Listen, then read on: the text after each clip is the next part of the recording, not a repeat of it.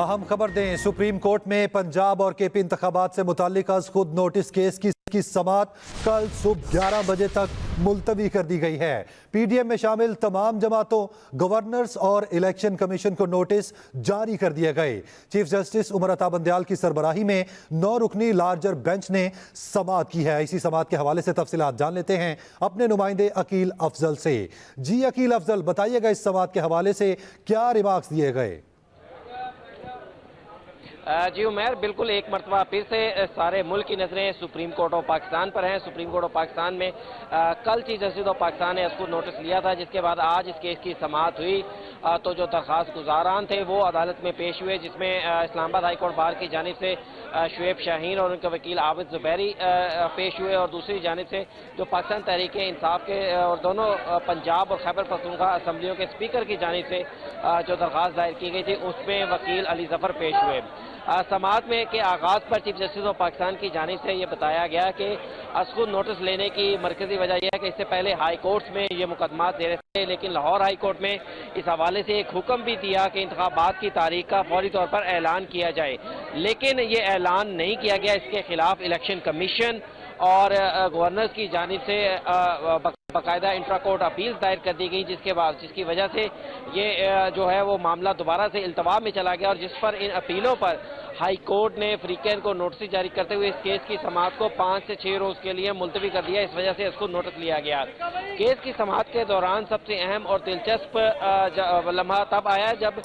Justice Jamal Khan Mandokhel نے کہا کہ میں اس کیس کے میں اس کو نوٹس لینے کے حوالے سے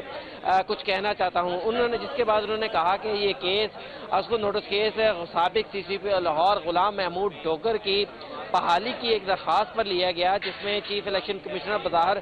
براہ راست فریق بھی نہیں تھے، اور اس کیس میں چیف الیکشن کمشنر کو بلایا گیا، اور اس کے سننے کے بعد عدالت کے 2 ججز جسٹس اعجاز الحسن اور جسٹس مظہر علی اکبر نقوی پر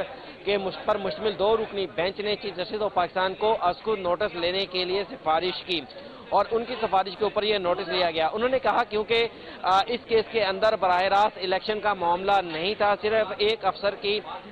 ٹرانسفر پوسٹنگ کا معاملہ تھا، لیکن اس معاملے کو الیکشن میں از خود نوٹس لینے کے حوالے سے چیف الیکشن کمشنر کو طلب کر لیا گیا،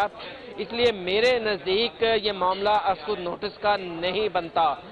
جس پر چیف جسٹس آف پاکستان نے کہا کہ آپ کے جو جسٹس جمال خان مندوخیل کے جو تحفظات ہیں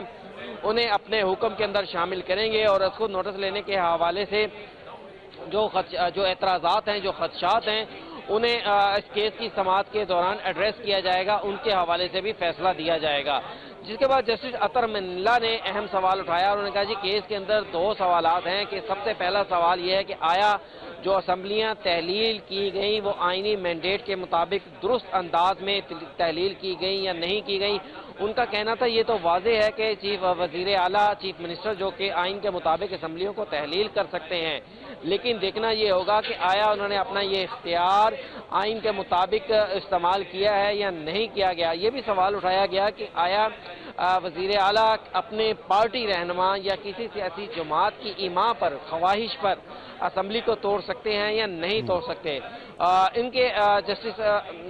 اطہر منلہ کی ان آبزرویشن کے بعد جسٹس منصور علی شاہ نے کہا کہ یہ سوال انتہائی اہم ہے، اور اگر سپریم کورٹ اس نتیجے پر پہنچتی ہے کہ یہ اسمبلیوں کی تحلیل ہی آئین کے مطابق نہیں کی گئی، یعنی وزیر اعلیٰ نے کا اختیار تو تھا لیکن انہوں نے اپنا اختیار آئین اور قانون کے مطابق درست استعمال نہیں کیا۔ جسٹس اطہر منلہ نے کہا کہ 5 سال کا اسمبلیوں کو مینڈیٹ دیا گیا تھا عوام کی جانب سے، اور 5 سال سے پہلے اسمبلی توڑنے کی کوئی معقول وجہ دینی ہوگی، کسی کی خواہش کے اوپر اسمبلی توڑی جا سکتی ہے یا نہیں یہ دیکھنا ہوگا۔ جس پر جسٹس منصور علی شاہ نے کہا کہ اگر سپریم کورٹ اس نتیجے پر پہنچتی